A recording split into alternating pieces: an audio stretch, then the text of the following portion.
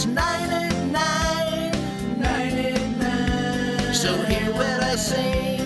99, 99, 99 is my favorite thing. 99. That's nice. Very Thanks, nice. Al.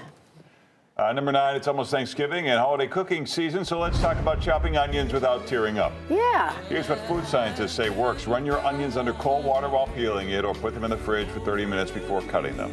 That's because molecules move slower when they're cool, so colder onions will slow the irritating chemicals from pushing toward your face.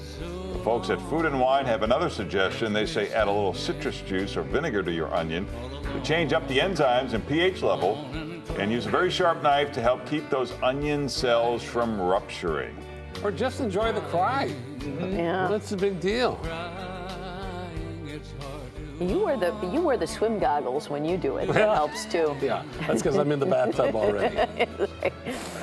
Number 8, there's a fighter in Belgium named Kenny Deuce who has a really funny Instagram account called On an Adventure with Dad.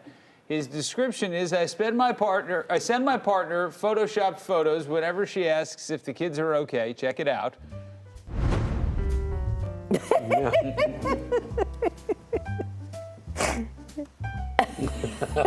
This is brilliant.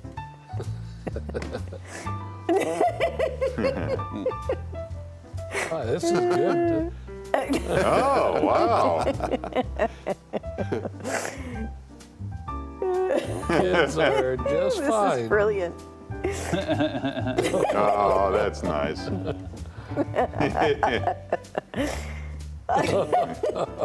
God. Kenny has a book you can also buy called Adventures with Dad, Being a Father is Child's Play. That's great. That's great. All right, number 7. Larry had a list yesterday about obscure references in classic songs, and it had some people talking about how they mishear lyrics sometimes, which brings us to this classic post by comedy writer Demi Adija Ube. Check it out.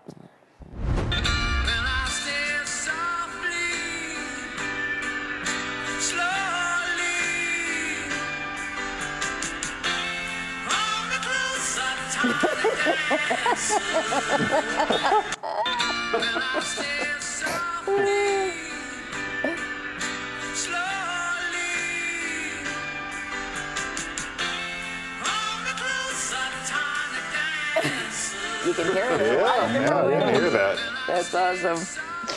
All right, number 6. Wouldn't it be cool if the children's group The Wiggles teamed up with the Harlem Globetrotters? Well, they did.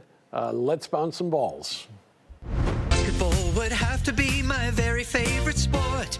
Dribbling those big bouncing balls up and down the court. Bouncing, bouncing balls, yeah, let's bounce some balls. Bouncing balls on the ground or against the wall. Yeah! Come on, everybody, bounce your balls.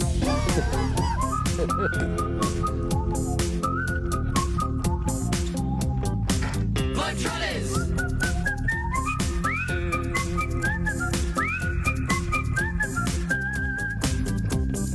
It's the sweetest feeling that you'll ever get. Bounce your balls across the court, then switch them through the net. Oh, the Wiggles are there What now. happened to Greg and Anthony? And I think they all retired. come on. Yeah, they're passing the torch. Count these as Wiggles. It's like Wiggles 2.0. Not the same. I'm a purist. I'm old school.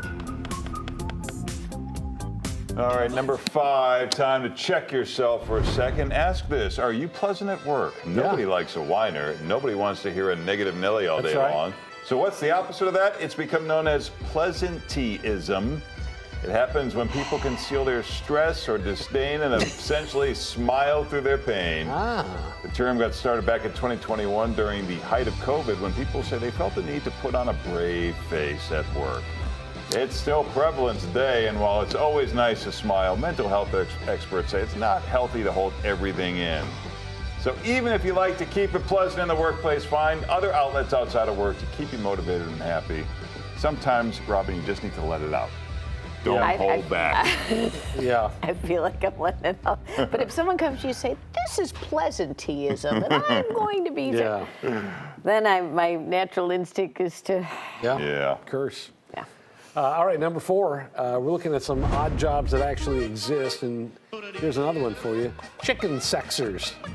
A chicken sexer works primarily with chickens, hence the name. His or her job is to check the chicken coops and determine the sex of each chicken. They pick up every single chicken to check and double check. They're hired by commercial hatcheries. And as of October this year, the average hourly pay for a chicken sexer in Illinois was around $14 an hour. Is that hard to check? I don't know. Don't know much about it. Yeah, I wouldn't- All right, number 3. This is Kinzua Bridge State Park in northern Pennsylvania. That bridge was originally built in 1882, updated in the 1900s, and then it was destroyed by a tornado in 2003. Well, back in the 1800s, it was the highest railway bridge in the world, and it was considered a marvel of civil engineering. And as it was used less for commercial trains traveling across the country, the governor made that area into a state park. And in the 1980s, they started having excursion trains so people could see the beautiful view.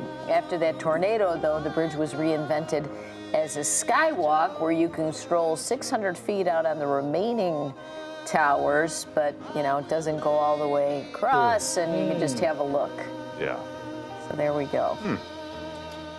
All right, number 2, we found this intriguing headline on Mental Floss this week. The science and benefit of fart walks. It sounds like a fake headline, but it's actually something people do.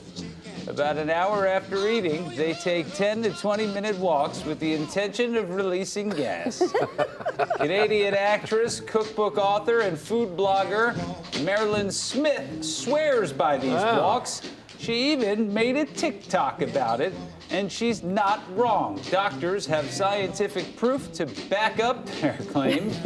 They say fart walks after a meal can minimize insulin spikes and help with digestion, and it's better for you than taking a nap because inactivity can trap gas and lead to bloating and all sorts of other bad stuff. You can read more about it on the University of Washington's health blog. I know you're going to be wondering every time you see people walking solo Yeah. all Right, night, around right? 6 o'clock at night. Yeah. I wonder how they separate, like there's a value in just taking the walk. Yeah. Right? How does Right. the science work where you're taking a specific Fart walk. That seems, again, I'm a little Larry? suspicious. Yeah. Number 1, 64 years ago science. this You don't week. care. This is It's all not. We're gonna keep it Yes. current. I was 64 years questioning ago. the science It's of it. again, we're putting the internet on TV. The internet What's already wrong with you? exists. That was I a mean, study from I know Washington it is. University. See, it's done by a It's not, university. nobody's thinking or wondering that. Oh, Yeah. He doesn't even want to talk about him. He doesn't even want to say the word. It's so stupid. 64 years ago this week, this classic episode of The Twilight Zone aired on CBS. A quick It is. setup, a woman That's in what a the kids are talking hospital about, the with, Twilight Zone. with her head wrapped in bandages awaits the outcome of a surgical procedure performed in a last-ditch attempt to make her look normal. All right, Miss Tyler. Here comes the last of it. I wish you every good luck.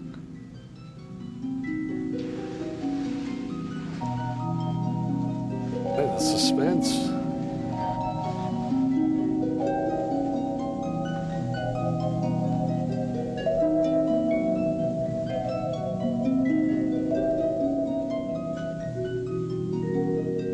Hoping for a No good change. before and after. No change at all.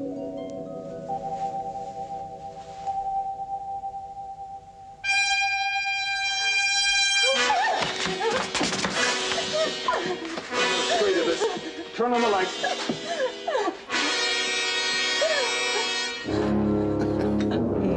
Needle, please.